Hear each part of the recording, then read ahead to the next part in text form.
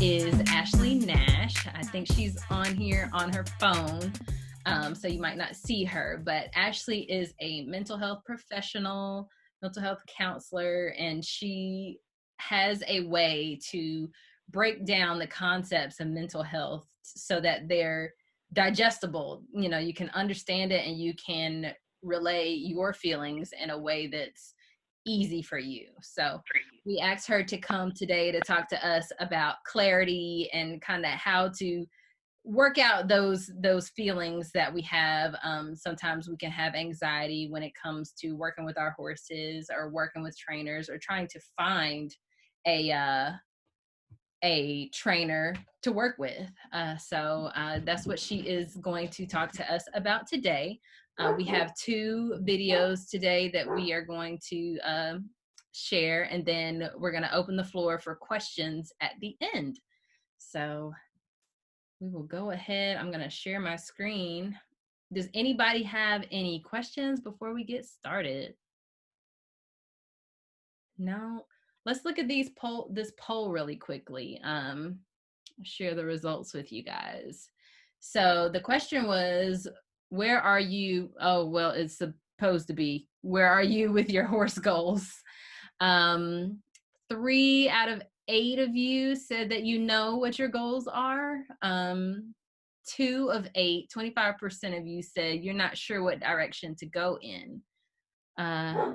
Another 3 said, I'm working with a trainer to achieve my goals, which is awesome. And then one of you said you have achieved your goals, but you are still learning. So I think as equestrians, we are always learning, period. So I just wanted to learn a little bit about you guys and see where you were as far as mindset goes. So we will go ahead and get started with Ashley today. Let me go back to Zoom and share my screen. Screen share. Hi. Somebody say something? Oh. Hey. All right. Share that. All right. And here we go. So this is part 2. I wanted to break up the video a little bit because they're just easier to send this way. I'm trying to record a full 30-minute video. Wait, no, that's not the right one. This one. Oh, we got 3 seconds left, y'all. Look at that. That was right on time. Hi, I'm Ashley Nash. I am a clinical mental health counselor. I am a published author, and I also have a nonprofit for mental health outreach program that's titled Not All Scars Heal. So I want to thank you all for tuning in. I want to definitely, thank the young Black equestrians. All right. Hi, I'm Ashley Nash. I am a clinical mental health counselor. I'm a published author, and I also have a nonprofit for mental health outreach program that's titled Not All Scars Heal. So I want to thank you all for joining in and tuning in. I want to definitely, thank the young Black equestrians. I definitely had to learn that word and pronounce it correctly for you all, for inviting me in to just share this time in this space with you all. And so day 2 is all about clarity and ways to just obtain some of that clarity. And I think it's especially important in this day and age with everything that's going on in the world right now to have a space, have a place, have a route to somehow maintain that clarity for yourself. Just off rip, anyone is kind of like, that looks like me.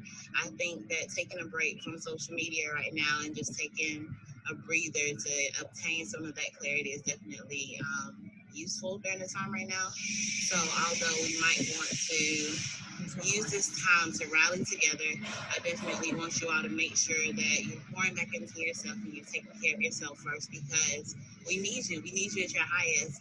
And so in order to do that, you need to be like calm and thinking with some clarity. Okay, so I say all of that to say, again, today is all about ways to obtain some of that clarity.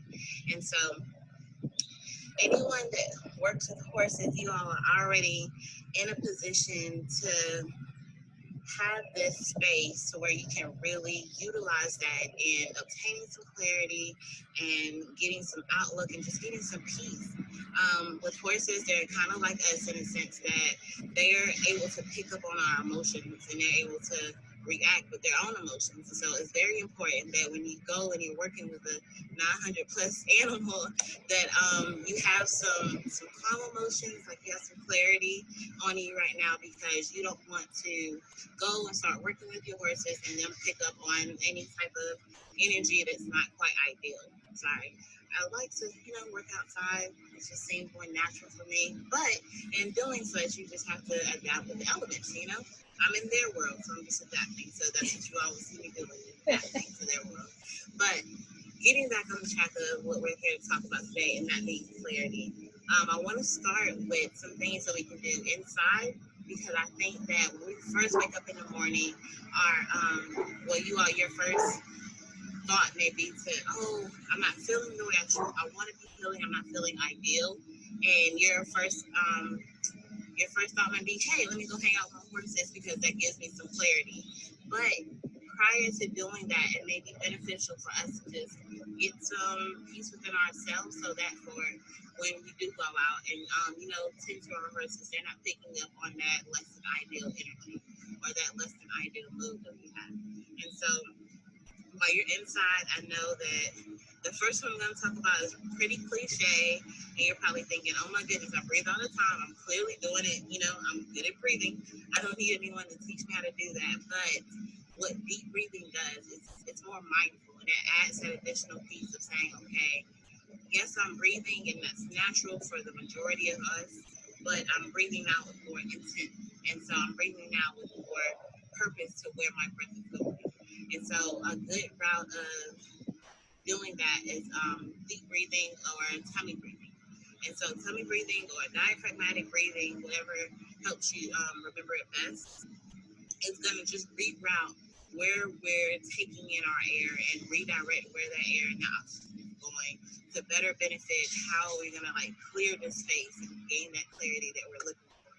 And so when thinking about deep breathing, what you want to think about is putting one hand on your chest and you're going to put one hand on your tummy. Okay, so the hand on your chest, we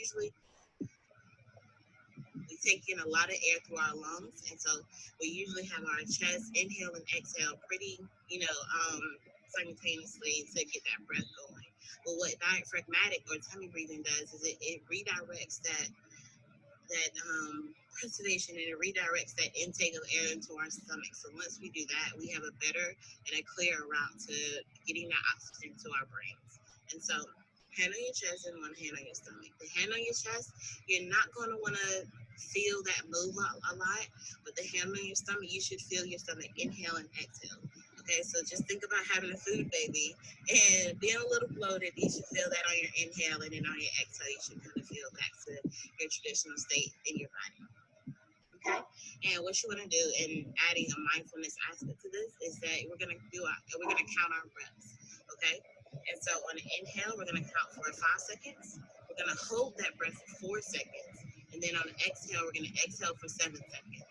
And the timing, some people want to change the numbers around a little bit, but what's important is that you always want to exhale a little longer than you inhale. Okay? And so I'm going to just do a few rounds of this with you all, and let's have a nice breeze going. And so it seems like a good time to get some diaphragmatic breathing in. So again, the hand on your stomach, you want to feel that go up and down as you inhale and exhale. Then the hand on your chest, you don't want to feel move as much. Okay? And 5 seconds in, holding for 4 seconds, and then 7 seconds out.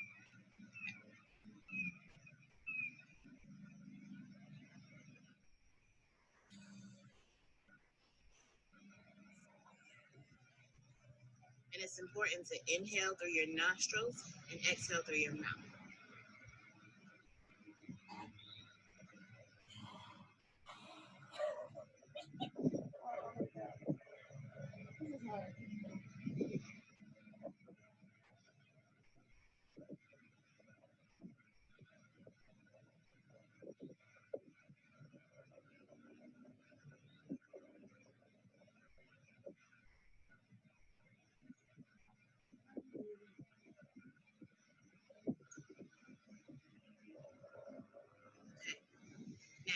have learned, and I've worked with clients that inhale is causing a lot more like anxiety and stress because some people feel rushed, or some people that's fearful, excuse me, for them. And so that's completely natural. It's completely fine. And that's how you react to it. What you can do is for deep breathing is that you can inhale for longer and exhale for longer without having that space in between to where you're holding that breath at all. And so when you do that, you want to just think of inhaling for 8 seconds and then immediately exhaling for 10 seconds. Okay, so I'll do a few rounds of that as well. And you're still going to inhale through your nose and exhale through your mouth.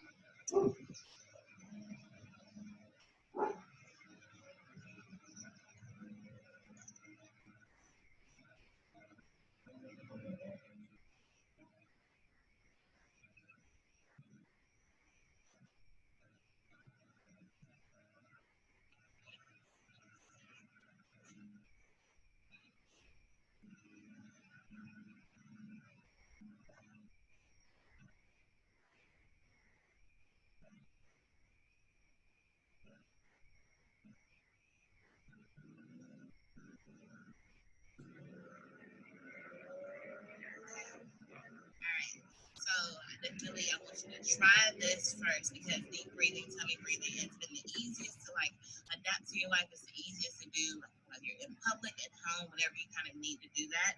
But if this does not work for you, it's okay because there are plenty of other avenues that we can utilize to get some of that clarity.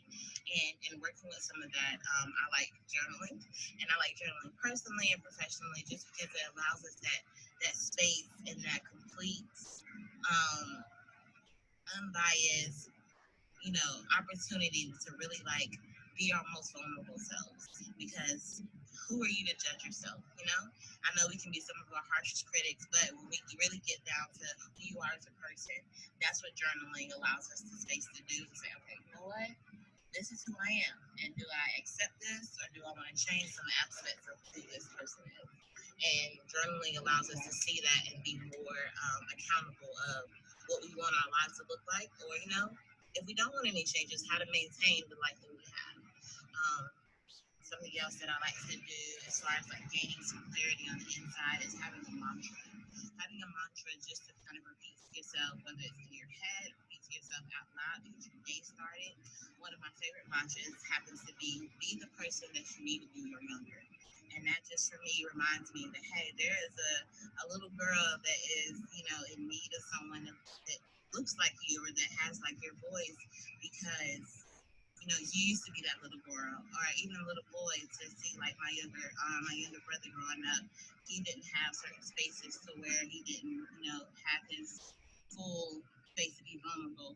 And so just to be able to have that to give somebody else, it just keeps me going and say, hey, I know today we don't feel ideal, but that doesn't mean we don't need to get up and like keep moving because there's someone out there that's waiting to hear you say it's okay, it's possible to get up and keep moving.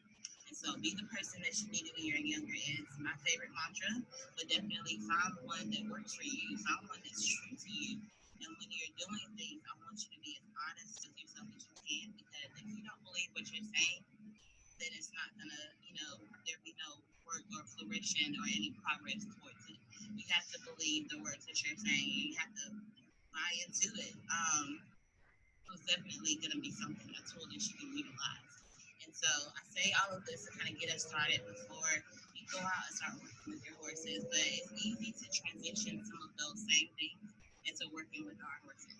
Um, so one thing that you can think about is that just when you sense your horses being more mindful, and as you're doing the work, as you're like brushing them and getting them started for the day, just maybe tell them a story. Tell them a good story of like a good memory that you had, and just laugh about because they're gonna pick up on that energy and say, "Hey, she's in a good mood. They're in a good mood. We're gonna have a good day together, okay?" And then it just allows you to just have that more control space with yours because you don't want to lose control when it's you and again not about animal. You want to make sure that you have some control and that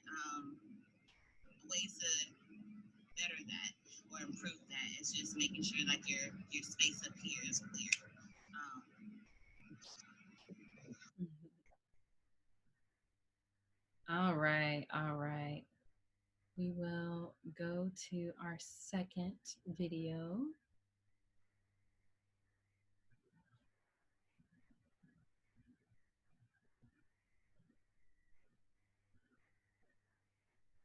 Share my screen again. All right. So this is part two. I wanted to break up the video a little bit because they're just easier to send this way. I'm trying to record a full 30-minute video and it just isn't working on my paper. And so instead of inviting more stress and anxiety into my life, I was like, you know what? Let's, practice what you're saying to other people and say, okay, let's work around, let's, just adapt to what works best for you. And so this happens to work best for me. So I thank you all for just working with this way with me and just being open to do it this way. Okay. So as I was saying, is that when you're working with your 900 plus animal, you want to make sure that everyone's space is kind of like cool, calm, and collected just because you don't want to get into a situation where they become startled or they become anxious or they become, they become in a less ideal mood and it becomes maybe a harmful or potentially, harmful situation for you. And so how to transition some of the work that you're doing with yourself into working with your horses is that, again, going back to what I was saying at the end of the other video, making sure that you're just willing to be open with your horse and maybe share a story that put a smile on your face and just thinking of those types of things, thinking of those good memories allows us to remove ourselves from the present, remove ourselves from what may be, causing us the stress, this anxiety, to gain some clarity. Say, you know what? This time right now, this temporary space that I'm in, it may be, hard. It may be, the most difficult things I've been through right now. But this is not, the only space I've been in. This is not the only life that I know. So this is not going to be the end. There've been good times. And so being able to reflect on those good times and say, you know what? This isn't my permanent situation. And I have things to look forward to. So definitely utilize that. One thing that you can do inside and outside to just maintain a good coping skill is music. We tend to, and me, I include myself as well, we tend to, if we're depressed, go listen to depressing music and somehow think that our mood is going to be improved by listening to more depressing music. When really we're just shoveling, we're in that hole already and we're just kind of like shoveling dirt onto ourselves to say, I want to stay here a little longer. Yeah, I feel uncomfortable, but this uncomfortability feels somewhat familiar and comfortable in its familiarity. We don't want to stay there. And so think of more upbeat things. Think of things that you can do or music wise that you can listen to that puts a smile on your face because what we're trying to do is combat that. We're not trying to shovel in the dirt. And so I say music because what you can do is, hey, you played your favorite song maybe on repeat 15 times before you even stepped outside to go work with your horse. But now that song is in your head, and maybe you may be humming it as you're working with your horse, as you're brushing them, you're tending to them in that nature and say, we're in a good mood. So whatever your happy, your go-lucky song may be, do that. Another good coping skill and healthy just clarity moment that I use, especially being outside. And you have to be mindful of doing this because you don't want to startle your animal, but screaming. I think that more people should go outside and scream. Just scream at the universe, no matter what that space may be, to just, we hold things in so much and we let them fester and we let them grow and it becomes unbearable. And that's when we start to get stressed. That's when we get depressed. That's when we get anxiety. That's when things begin to crumble. And so the more space and opportunities that you allow yourself to be free, to say, hey, this is what I'm feeling. I'm still human. I'm still this emotional being, and I still need to allow myself the space and opportunity to do so. So don't bottle it up. We're not, we're not sauce. We're not a bottle of soda to where if we shake a bottle of soda up and we open it, oh no, it's spilling everywhere. We can easily put that top back on and stop that. We need more work.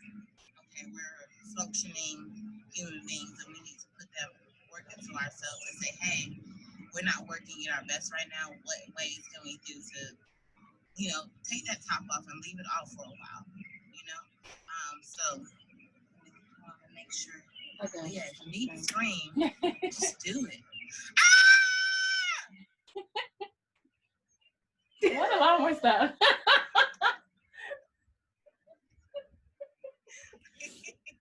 Make sure, again, you're not around your animal. I would never, ever suggest that you scream at any magnitude around your horse because, yeah, again, we're working towards not startling them and calming down our moods, okay? So do that in a space that is going to, not rally anyone or anything else back up, okay?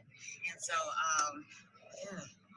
I think that's all that I have for you all today. I'm just trying to be mindful of things that you can do at home and things that you can do outside of home in ways to like transition that into working with your horses. And so I think now we'll have some Q&A after this video ends. And so if you want to just talk more about, what I said, or if you have some questions about some more, like you might have tried everything that we just talked about and like, look, this doesn't work, and that may be something. Again, these are not all size fits one. We have to really be willing to adapt to what fits for us and be true to us. And so if you need something of that nature, I will see you all in a bit.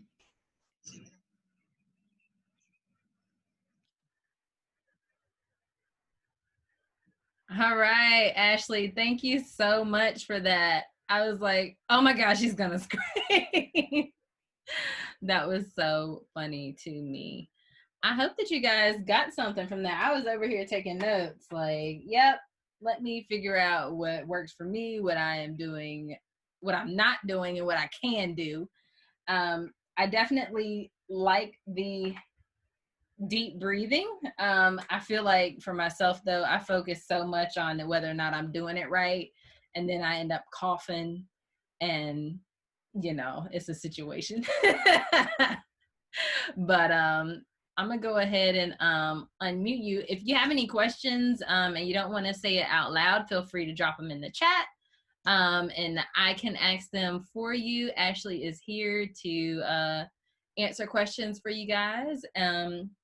And then if we don't have any questions, we're actually going to break up into some groups really quickly to discuss kind of what our challenges are when it comes to clarity when we're with our horses. So I'll see if there are any questions. I wrote down some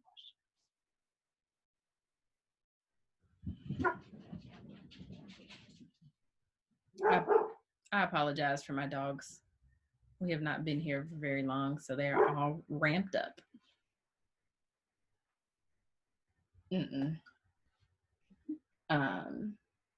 Ashley, I have a question. What do you think, or how are your senses affected when you are anxious? Does that make sense?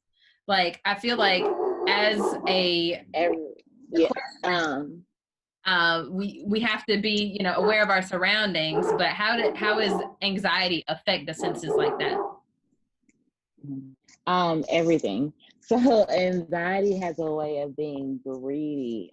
Any type of mental health, anxiety, depression, stress, anything of that nature, they're really greedy. So they don't want just like one aspect of your day or one aspect of your physical being. They want it all.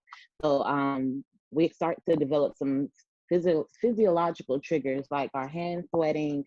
If you start to shake, if you're like a leg person, when I get anxious, like my leg does start shaking and doing that whole nervous type of thing. So that's always a plus when I have to do something like public speaking.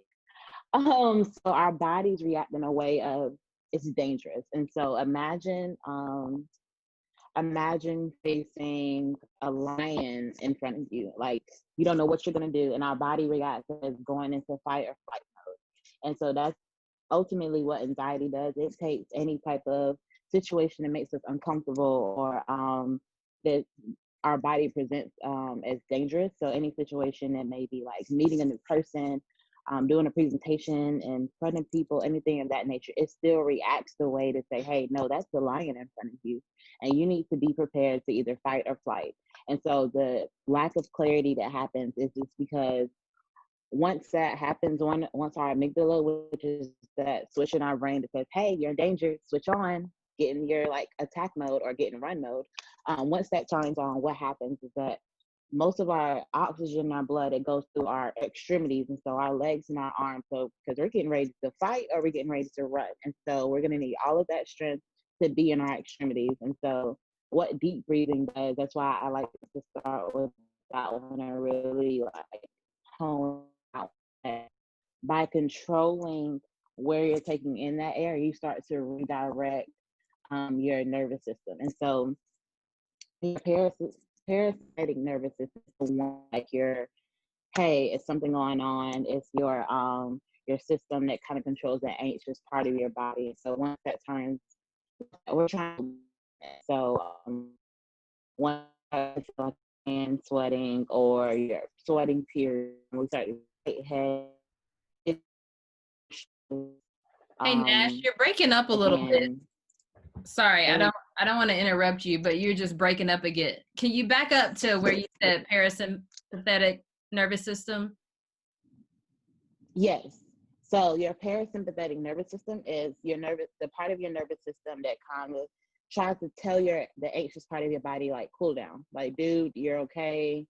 We're okay. Like your parasympathetic nervous system, that's the one that turns on when we do our deep breathing, because we start to get a better route from the oxygen to our brains to start to say, hey, let's clear these clouds. We need the oxygen going to our brains to clear that cloud. Mm-hmm. And so that's why deep breathing is a good way of like getting that clarity. Yeah. Yeah. And I think when we start having kind of anxious moments, say there's an area in the arena where your horse spooks, or the last time you rode your horse spooked and you fell off or something like that, when we know that something is coming up, we start having that anxiety. And like you said, all that oxygen goes to our extremities, and that goes through your reins, that goes through your seat, through your legs.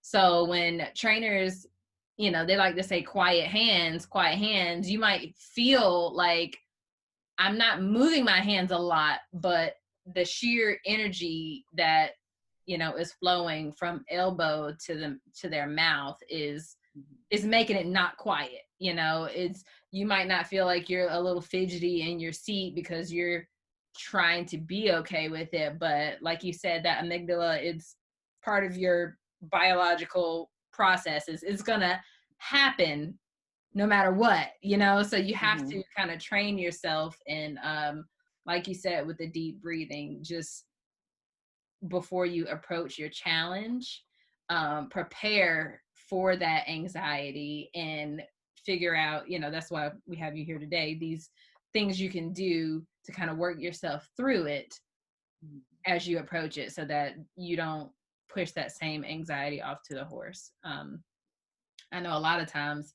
once the horse, I call it blowing their mind, like once they're in a lesson and they've kind of reached a point where they're like, it's like, you know what, it would be better off if we just called it quits or did something that they are 100% familiar with, that's not out of the ordinary at all. It's not teaching them anything, something they're comfortable with, before, allowing them to go and get their mind blown, and then you end up, falling off or something. So I think definitely our brains will make those connections to say, oh, if this happened once, then every time it like the situation comes up, it's gonna happen again. So it's definitely important to say, no, this is a one-time thing. Tomorrow's a new day, and it's a lot easier than done to convince ourselves that ourselves is wrong. So is definitely all about establishing a routine of what feels right to kind of get you in a non-anxious mood. Also, it's even or your Netflix choices. If you're always like watching and rewatching the same thing, you might be an anxious person because we already know the end of the result. We don't have to watch something new and worry about, oh, how is it going to end? We already know how it's going to end. So we are able to watch those things with anxiety. Mm-hmm. Yeah. Yep. I completely agree with that. So let's just break up into some rooms really quickly. I just really wanted to use this feature at some point in this clinic. So the question is going to be, or you and your breakout roommates are going to develop a mantra for yourself today, okay? It can be when you wake up in the morning. It can be after you tack up and you're about to get on. Whatever you feel as if you can kind of incorporate in your routine. I'm all about routines when it comes to horses because I don't like things out of the ordinary anyway. So I know every time I get my horse tacked up, I brush him. I do the same 3 things: soft or curry brush, soft brush, and clean his feet, every single time. And then tack him up, and then I do some groundwork. And he knows, now we're going to go into work. So what mantra can you develop while you are here today that you can incorporate into your horse routine or your daily life routines? So we are going to break out into rooms really quickly. I'm going to give it about 5 minutes. We'll pop into the rooms. Caitlin is actually sitting beside me, so that's why she's not on the screen. But we'll pop into the rooms just to discuss and see what you guys are coming up with. So I want to hear some of these mantras that you guys came up with. I'm gonna write some of them down. Any volunteers? Sinead is the best. Sorry, Sinead, I volunteered you. Yes, Sinead, what's your mantra? Yes, Sinead, I'm eager to hear it. Okay, so I don't actually, well, I don't know if it qualifies as a mantra, but before we ride, I usually ask my host, I say, are we going to have a good ride today? Are we going to do this the easy way? Or are we going to do this the hard way? I like that. I like One way or another, it's getting done. Mm-hmm. Right. Yes. Any other mantras that you guys want to share? I've got on the idea of just having like an unconditional positive regard for the horse I'm working with. Like they're the most beautiful and the most stunning and the most intelligent thing I've ever seen in my entire life, and everything I do is right. Mm-hmm. Like there's no true wrong answer. If you're upset about what I'm asking, I'm just going to take a deep breath and ask it differently. Mm-hmm.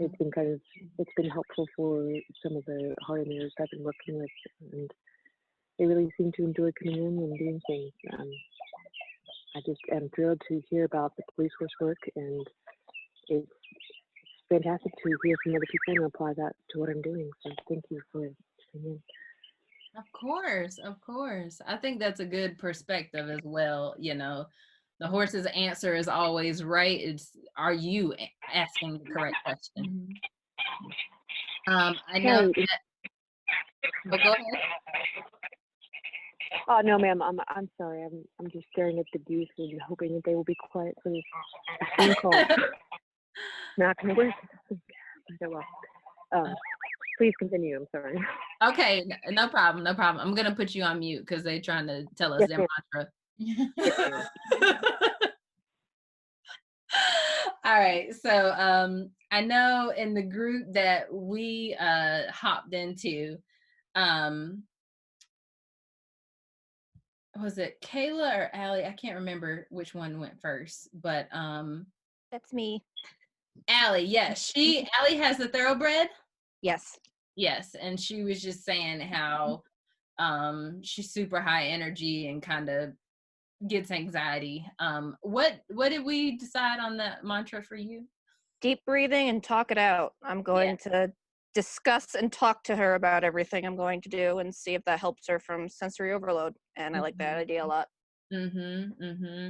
Yeah, we were talking about how if you provide a source of, I won't say entertainment, but instead of focusing on all of the things that are going around them, surely talking and them hearing your voice and you kind of talking through whatever you're trying to do gives them something to focus on. So that's just one of the tools that you can put in your toolbox, as Brittany said yesterday. And then for Kayla, she's in Trinidad, and she said that civilians have access to the police horses out there, which is amazing.